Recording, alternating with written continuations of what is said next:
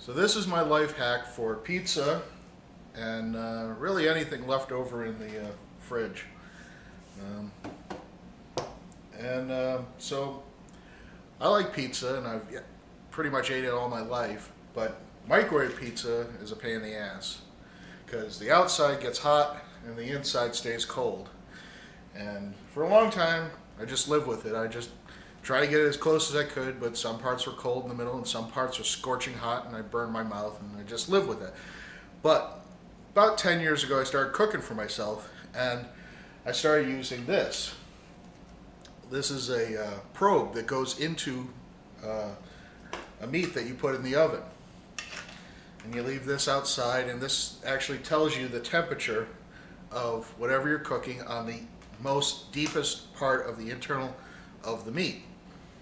And I learned something called carryover, and that's what happens when you put a piece of meat on the counter and you leave the probe in, and you'll notice that the temperature will keep going up on the internal of the meat in 10, 20, 30 minutes, depending on how big the roast beef is or the turkey. It's just because basically the internal meats aren't cooked by the oven. It's the actual outside meats that are radiating the heat inside. And so when you take it out and put it on the counter, that radiating heat doesn't stop. It keeps going. And like I said, for 10 minutes, 20 minutes, 30 minutes, depending on how big the piece of meat is and how long, if you put it on a lower temperature, it'll slowly cook up so that it doesn't matter. The point is how to do that to a slice of pizza. How to get that hot in here without turning this into lava. And I think I figured it out. 20% power. So what I do is I cook this slice of pizza. This one, definitely 30 seconds, maybe even a little longer. Probably not, 30 seconds. And once you see the cheese start melting, you know that you're at that point where it's very hot. And then you just stop the microwave and you double the time, sometimes triple the time, but it varies, but mostly you just double the time. So I would put in a minute, and then I press the power button and set it to 20% power. Now the interesting thing about a microwave is it doesn't turn the microwave down to 20% power, it just turns it on and off. So in a 10-second time, 2 seconds it's on, 8 seconds is off. So basically it's just shocking the pizza or the leftovers for 2 seconds on high heat and then 8 seconds and nothing.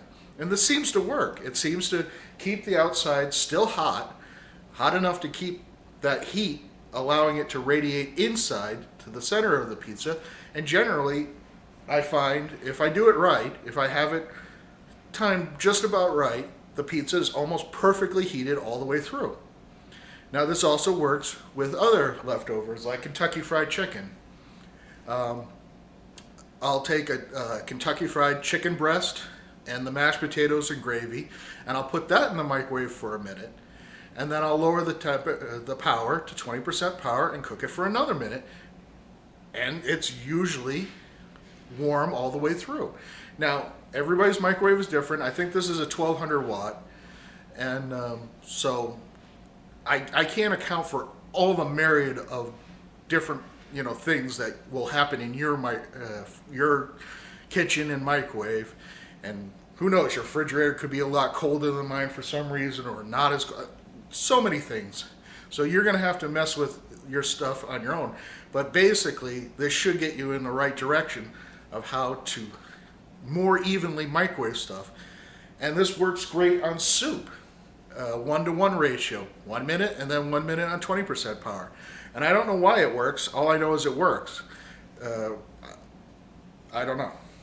And rice, that I just do like maybe 15 seconds and then a minute.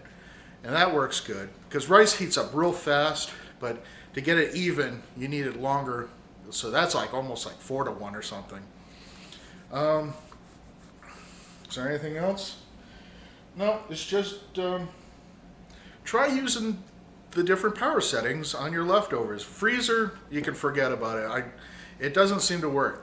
The internal frozen So it's a lot harder. You just got to do it on high and hope for the best, basically, with freezers.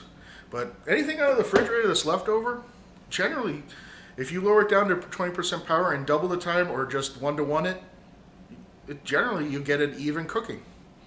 I guess one last is if you fill up a dish with like 3 to 5 different things, like, from Thanksgiving, you have the turkey, you have the stuffing, the mashed potatoes, corn, maybe something else, the gravy. Then I would just do 50% power, like for 2 to 3 minutes. That seems to work better for a full dish of lots of different things. Just 50% power for 2 to 3 minutes.